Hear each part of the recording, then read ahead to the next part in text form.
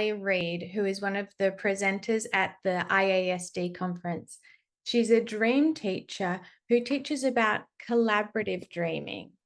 Thank you for coming, Valley. Could you share with me what is collaborative dreaming?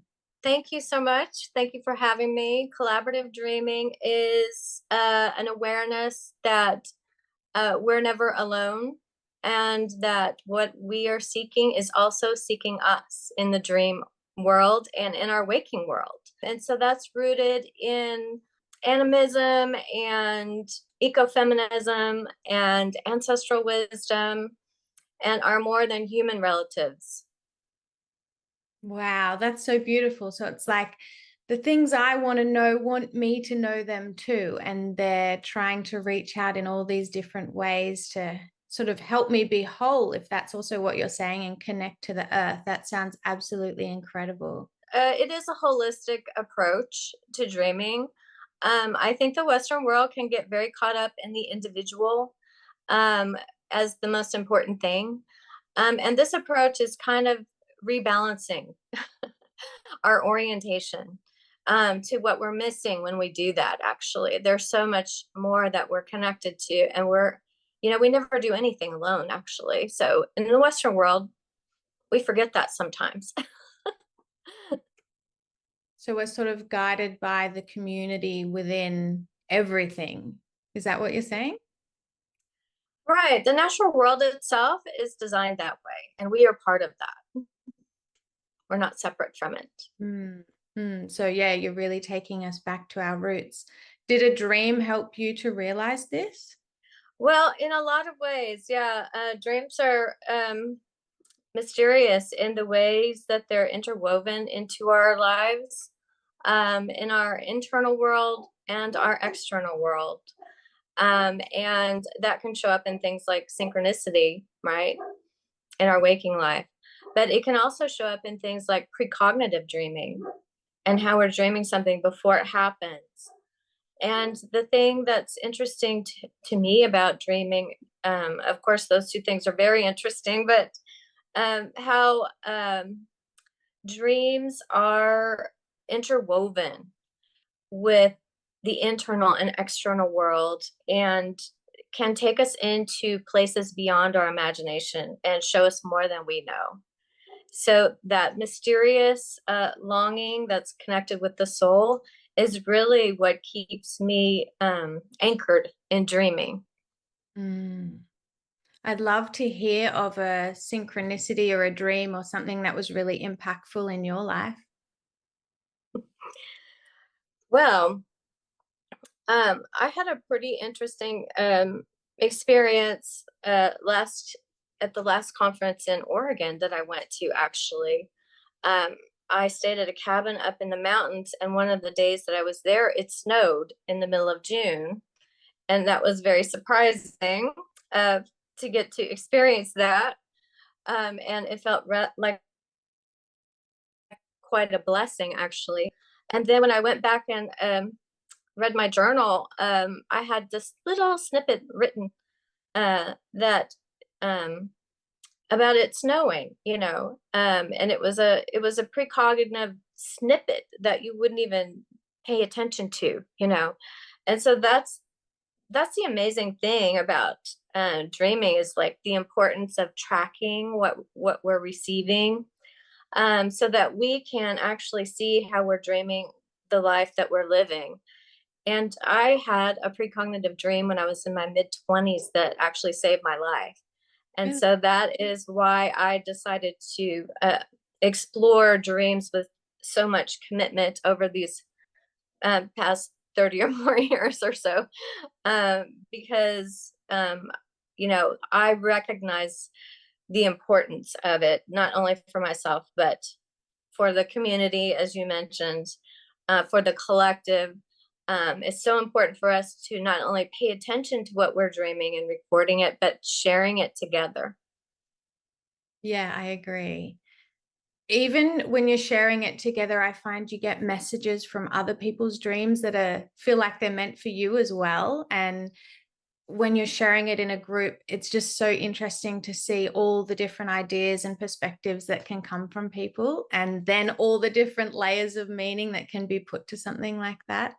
I love how you go so much deeper with dreams. They're not just what happens to you when you fall asleep. The way that you're explaining it is, it's like dream is everything, and like is the universe, and is the thing that's communicating back to us. And that's mind blowing. I'm really excited to hear that you'll be at IASD and sharing this with everybody. What's one key takeaway that you want the viewers to take from what your message is? Well, I was thinking about that, and I was thinking about collaborative dreaming and how it's rooted in the natural world and also in our ancestral connections. And I was thinking about how there are sacred sites around the earth that are reservoirs of this healing energy, of ancestral energy or spiritual energy for pilgrimage, right? Um, and that our own bodies also have these reservoirs of sacred energy that we can enter into and dream into these spaces and uncover the stories that are there that are connected with our ancestors, but also connected to the stories of the land and the spirits of the land. And so that is one of the things that is so rich about this work. And I get very excited to share it with others.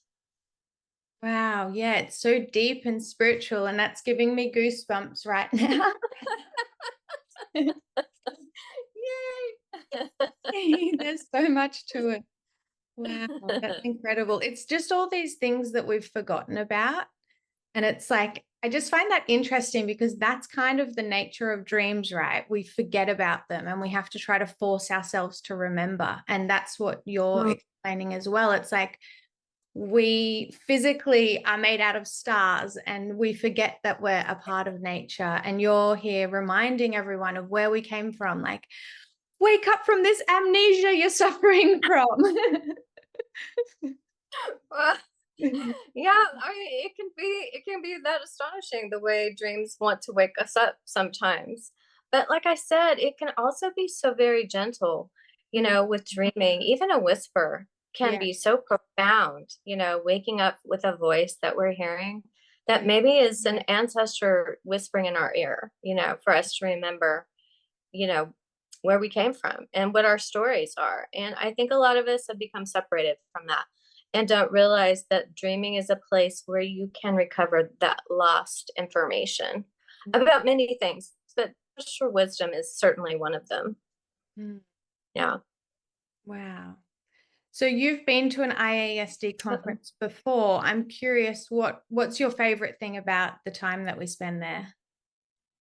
Well, I think it's the connections that are made. And, my very first conference was in 2000, the year 2000 in Washington, D.C.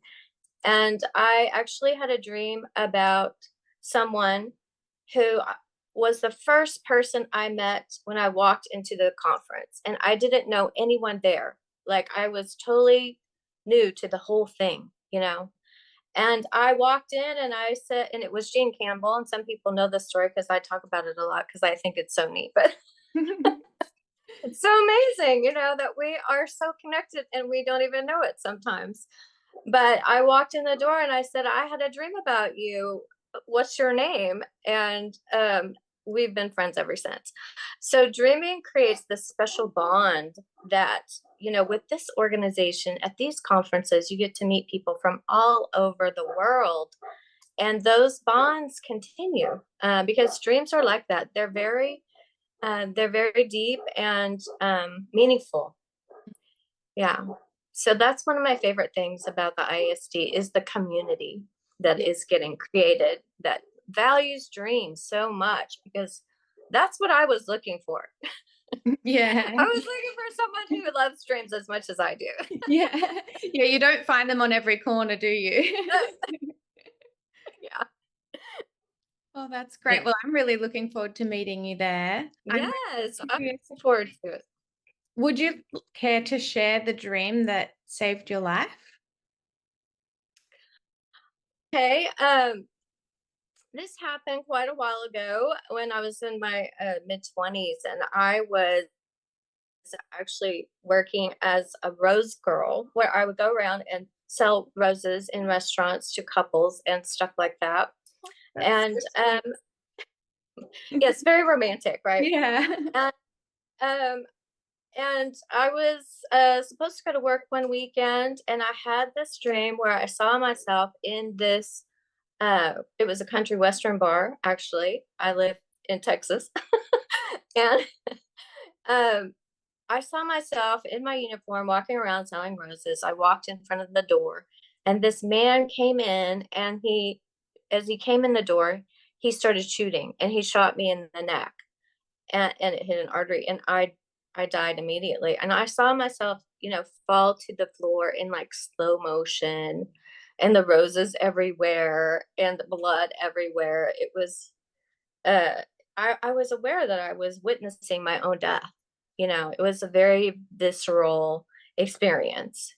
And it was, I knew it wasn't symbolic, even though I'd never had an experience like that. And I didn't even know that was possible, that you could dream the future at that time in my life, right? It was totally a new thing. My body was sending me the information, you cannot go, danger, danger, Yeah. and I tried to rationalize my way out of it and go, and it turned out that I ended up not going. And I lost my job because I didn't show up to work, and my ex-husband was telling me how irresponsible I was and all this, right? And the next morning, on the front page of the newspaper, was a story about a man who had gone into this place and shot 3 people during the time that I was scheduled to be there, because I knew what my route was and everything. Wow. And so this was, you know, during a time when it was not common for people to go in and just shoot people like that. It was unheard of at that time, actually. And I hate that I have to say things like that, but it was not something that you would just think, Yeah. oh, I'm just afraid that this is going to happen. No. So it really was a kind of awakening for me to go through that experience, because I learned that this was possible, and then I tried to learn as much as I could about precognitive dreaming, and I found there wasn't really a lot of information about it that I could check Mm. out of the library or whatever.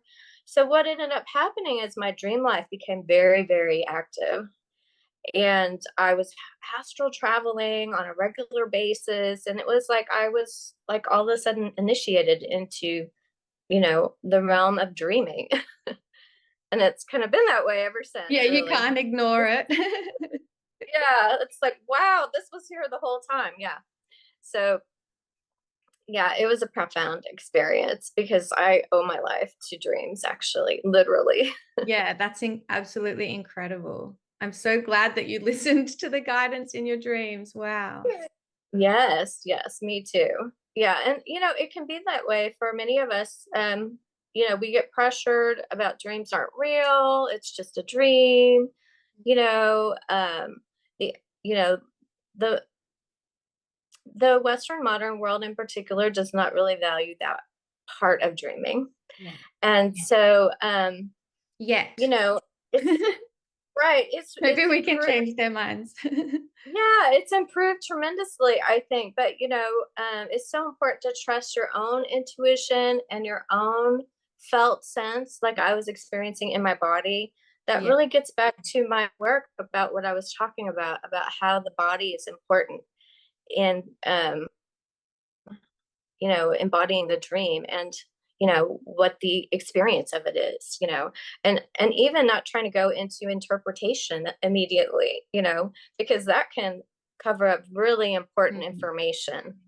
Yeah, definitely. I've been guilty Yeah. of doing that lately. Even as I'm waking up out of the dream and I'm remembering it, I'm starting to try to analyze it at the same time. And I'm like, no, no, go away.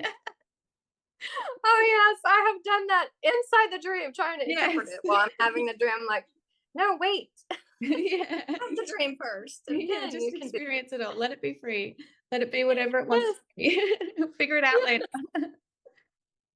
I'm guilty of that too. But the thing about it is, talking about this is that the interesting part of it, it's multi-layered, isn't it? It can be symbolic and precognitive Yeah. and mythic and transpersonal and personal all at the same time Yes. within the same dream.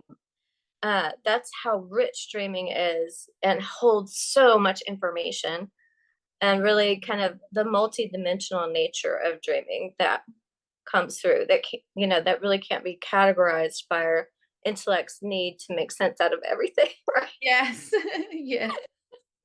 Yeah. Definitely. It's just too profound. Yes.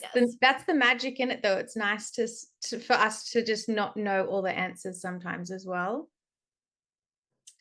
Well, yeah. I mean, knowing the answers in a different way, perhaps, Mm, that kind of embodiment, that wisdom of the body, is more of a holistic knowing and not so much about, uh, kind of right and wrong, kind of a polarity kind of paradigm that the intellect can really get caught up in. And, and the body holds that um, capacity to experience things in a way that is always moving towards wholeness. It does it naturally. mm. Our homeostasis is always happening, and we don't have to make ourselves do that, right? It happens naturally without any of our doing. And just like dreaming also is part of that. We dream. We all dream without having to make ourselves dream, right? Mm. Try all kinds of things and all kinds of techniques, but still, we're still dreaming, Yeah, it you happens know, whether you a remember different it way. or not. Yeah. Exactly. So it's part of that holistic, um, model of health and wholeness, like what you were talking about, I think earlier. Mm. So, do you have any tips for how someone can sort of move out of that really logical, overanalyzing mind into more of a, what you're saying, like a natural wisdom that's within? Like, what's a way that someone could try to shift from one to the other? Well, one of the things that I work with in my practice and in teaching others is what I call embodied somatic practices, where I do drumming to bring people into a conscious dream state. Mm. And that allows us to go into these very deep places that are, filled with healing energy and those collaborative connections that we're seeking.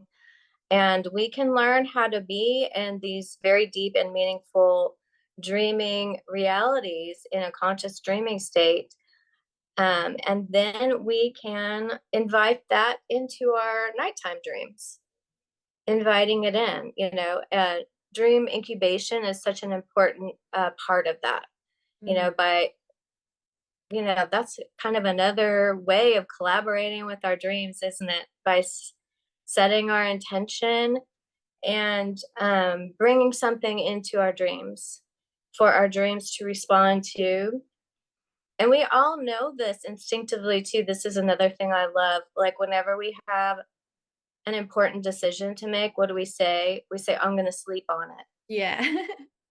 And somehow we're going to know the answer, whether we had a dream or just a knowing when we wake up, right? Mm. That's dream incubation, but it's like an open secret, isn't it? Yeah. And we just sometimes do it by accident, by worrying about something at nighttime as we're trying to go to sleep and not realizing that you're actually incubating a dream about that. So I think you're also saying, like, being more aware of what you're bringing to bed, what you're bringing to sleep with, and having that impact. Yeah, Yeah. because we don't necessarily want to bring all of our troubles that we're dealing with in our waking life into our dreams. We have options, don't we? We don't Yes. we don't necessarily have to stay with that kind of material. We can decide what kind of experience we want to have when we're dreaming and invite that in or bring it as a strong intention, and it's a beautiful bridge to explore dreams, because it's really infinite, the kinds of experiences that you can have there and what kind of intentions you can bring into that. But it's like when you pay attention to your dreaming self, it pays attention to you. So it's that very collaborative, you know, action with dream incubation that is so effective to get people oriented in their dreaming life. Mm, Yeah, it's very effective. I found that it's very accessible to people.